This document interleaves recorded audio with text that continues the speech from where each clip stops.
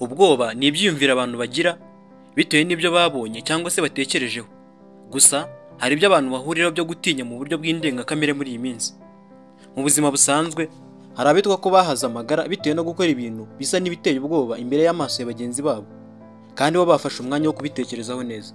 Nubwo bimeze bityo, ariko byagaragaye ko hari abantu bagira ubwoba ku buryo budasanzwe kandi babutewe n'ibintu bitangaje, ibyo abahanga bavuga ko bishobora no kubagiraho ingaruka zikomeye mu buzima bwabo nubwo abantu bakunze kubana nabo. Ikinyamakuru Listevance cyatangaje ibintu 10 biza ku isonga mu bitera ubwoba abantu muri iki gihe.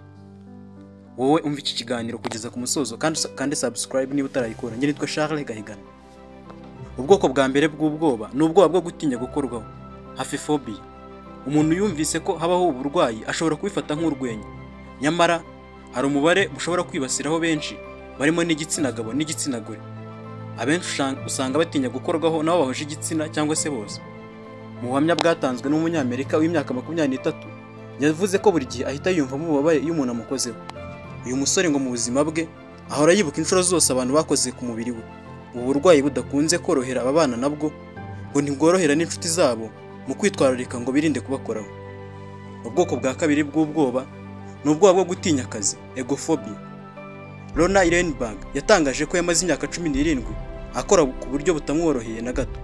Igihe cyose yatekerezaga ibyo gukora yumvaga ubwoba bwinshi.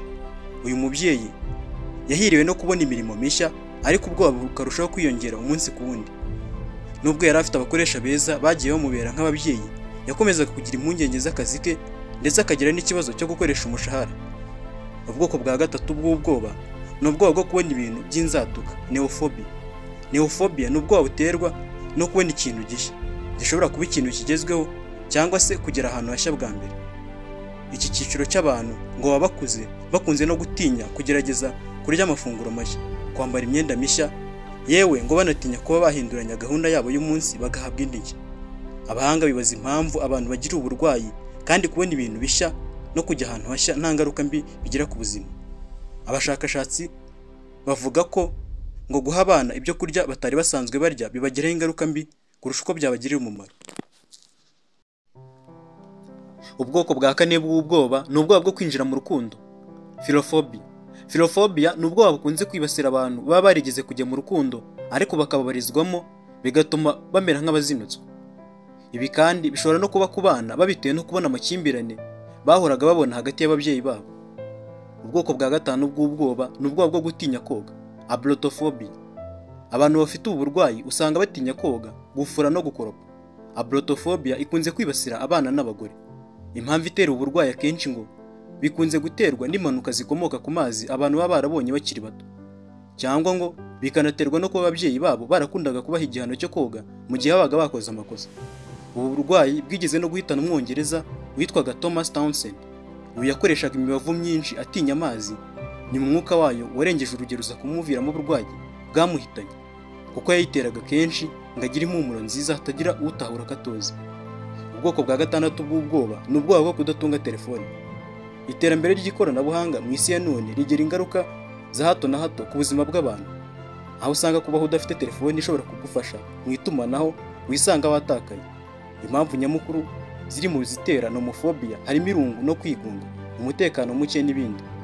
Inyigo yakoreye ku bantu 1000 mu Bwongereza yagaragaje ko 66% y'abakoreho ubushakashatsi bafite uburwayi bwo kutamererwa neza igihe badafite telefoni zabo hafi.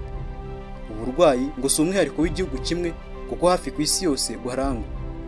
Ikindi kandi ngo indwara yibasira abakiri bato cyane kurusha abakuru. Ubwoko bwa karindwi bw'ubwoba ni ubwoba bwo gutinya gufata umwanzuro, decidophobia. Uburwayi bukunze guterwa n'ubuzima umuntu aba yaraciyemo nko mu bwana bwe, ugasanga yarigeze gufata icyemezo nyuma kikamugiraho ingaruka mbi. Abarwayi akenshi uzasanga mu gihe cyo gufata umwanzuro bajya ku ruhande rwemejwe na benshi, bituma bagenda nk'abatazi aho bagana. Decidophobia ngo itavuwe bishobora kukugiraho ingaruka mbi ku buzima bw'umuntu. Ubwoko bwa 8 bw'ubwoba ni ubwoba bwo gutinya imirasire y'izuba, heliophobia. Abantu benshi bafite heliophobia, indwara isa n'itangaje iterwa hanini no kuba bizera ko imirasire y'izuba ishobora gutera indwara ya kanseri y'uruhu.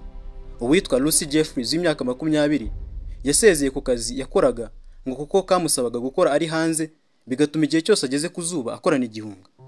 Ubwoko bwa 9 bw'ubwoba ni ubwoba bwo gutinya gukora imibonano mpuzabitsina, genophobia. Abenshi bakunze kugaragaraho uburwayi ni abakunze kuba barigeze guhura n'ibibazo by'ihohoterwa bikabaviramo ihungabana, kuko igihe batekereje icyo kintu bagira ubwoba. Genophobia iterwa no kuba uwafashwe ku ngufu agenda n'ihungabana rikomeye cyangwa yaririnze gukora imibonano mpuzabitsina by'igihe kirekire. Ubwoko bwa 10 bw'ubwoba ni ubwoba bwo gutinya kuvugira mu ruhame, glossophobia. Ubu ni uburwayi butuma umuntu abura uko yifata mu gihe asabwe kuvugira mu ruhame, bishobora no kumuviramo kwikubita hasi. Glossophobia ikunze kwibasira abatari bake, ndetse abayifite babura aho barigitira iyo basabwe guhagarara imbere y'abandi, bigatuma bahora babyirinda. Ngayo amoko 10 y'ubwoba wamenya. Kanda subscribe, ukore comment, like na share, tujye tubana buri munsi mu bindi biganiro byiza. Njye nitwa Charles Gahigana. Hasta la vista.